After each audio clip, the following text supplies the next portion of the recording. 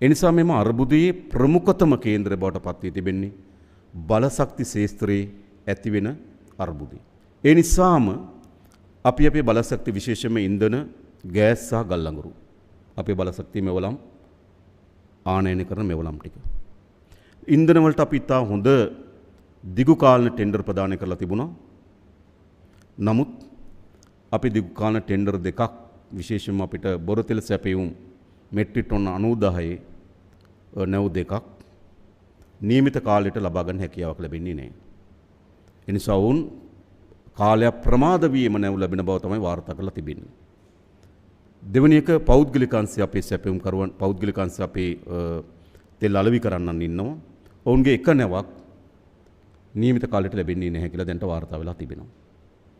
ඒ නිසා අපිට අවශ්‍ය වෙන ඉන්ධන සැපයීමේ අඩුවක් තිබෙනවා. මොකද අපි මේක ඉතා හොඳින් අපි සැලසුම් කරලා තිබෙන්නේ අපිට වරායට නැවක් පැමිණීම, ඒ නැව ගබඩාවලට තෙල් පොම්ප කිරීම, ඒ සඳහා නැව එතන තියෙන කාලය, ගබඩාවල තියෙන ප්‍රමාණය, නැවත නැවකට එතෙන්ට ළඟාවීම ආදී ලෙස කළමනාකරන පද්ධතියක් තියෙනවා. එක නැවක හෝ ප්‍රමාදයක් අර ජාලයේම අර්බුදයට පත් කරනවා. මොකද අපි සීමිත සම්පත් වලින් තමයි අපි මේ බලශක්ති ශේස්ත්‍රය පාලනය කරන්නේ. ඒ නිසා අපි ඉලක්ක සහගත ලෙස සකස් කරලා තිබුණු ඉන්ධන විශේෂයෙන්ම ඉන්ධන සැපයීම අපිට ලැබෙන්නේ නැහැ.